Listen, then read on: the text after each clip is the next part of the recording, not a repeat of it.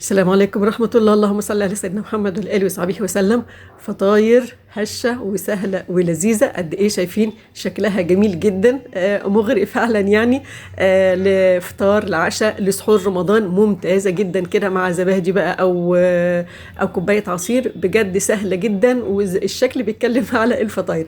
تعالوا يلا نشوف الطريقة. ما تنسوش اللايك والاشتراك في قناتي. عندي كوب حليب دافي بدمعة العين كده، معلقة كبيرة خميرة اي نوع، يعني خميره اللي هي الحبيبات، وعندي 3 معالق سكر عشان العجينه بتاعتنا هتبقى حلوه شويه. هحشيها اللي هي شوكولاته، هدوبهم كويس جدا كده، وبعد كده هنزل بربع كوب زيت، وعندي معلقه خل. طبعا واحنا بنتكلم كده هنبدا نقول العجينه الحادقه، لو انت عايزه تحشيها حاجه حادقه هتحشيها ازاي. طبعا اللي انا نزلت بيه ده، طبعا هنا دلوقتي ده كوبايه، ده معلقه خل، واللي نزلت بيها بيضه يا بنات. البياض حطيته في العجينه والصفار هسيبه للوش، وهنا يعني نقطة كده ايه فانيلي. اذا يعني بياض البيضة حطيته في العجينة، والصفار هنخليه لوش. هنزل بقى ب3.5 كوب دقيق.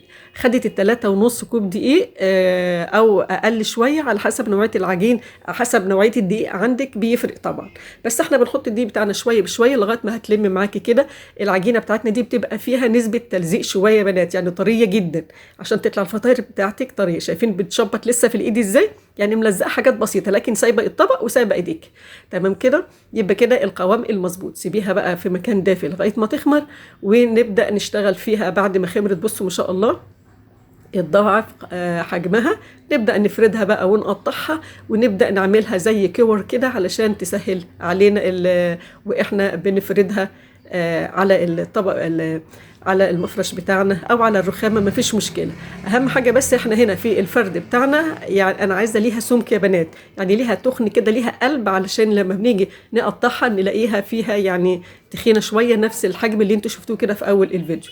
طيب هفردها، بصوا حاجات بسيطه خالص، هي ما شاء الله بتتفرد في منتهى السهوله، وممكن كمان بالايد مش بالنشابه. شايفين السمك قد ايه؟ فيها سمك تخينه شويه يا بنات، ما تخليهاش رفيعه عشان تديكوا اللي هي القلب بتاعها او السماكه اللي انتوا شفتوها دي.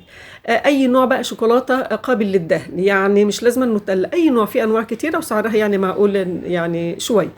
هنبدا بقى نقفلها كده. دي بصوا القطاعه، بصوا يعني هنبدا نخلي ليها، بصوا عندي صباعي هنا بسيب يعني جزء سنتي كده في الحرف كده لبره علشان يطلع بالطريقه ديت، عشان كلها تبقى مشرشره.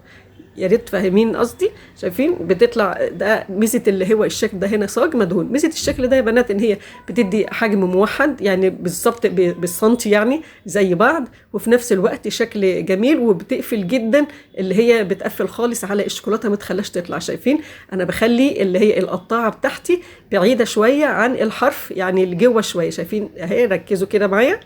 شايفين بتطلع الواحده بالظبط زي قد التانيه. هسيبها بقى لما تخمر يعني حوالي نص ساعة، وتعالوا نشوف هندهن الوش بقى ازاي. طبعا انا الصفار البيضة اللي انا سبته في الاول، ومعلقة حليب ومعلقة خل، قلبي قلبي قلبي كده، وبعد كده هندهن وش الفطاير ده بعد التخمير يا بنات.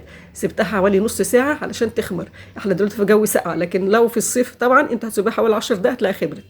على التسوية بقى على حرارة 200. الفرن يكون سخن قبل كده، يكون على حرارة 200. هتشيلي الشبكة اللي هي هتحطيها يعني فوق الصاجة، على طول الرف اللي فوق الصاجة. أول ما القعر يحمر افتحي عليها الشواية، هتطلع بالجمال ده. أهم حاجة بس تبقى تغطيها بعد ما تطلع، هتطلع لك بصوا ما شاء الله فطاير سهلة ولذيذة قد كده، تسوية مظبوطة جدا، اسفنجية. شايفين يعني فعلا الفطاير بتتكلم عن نفسها بقى في أي مناسبات بقى لسحور رمضان إن شاء الله، فطار عشاء، بتطلع جميلة جدا. يا رب الفيديو فعلا ينور رضاكم وتنفذوه. السلام عليكم.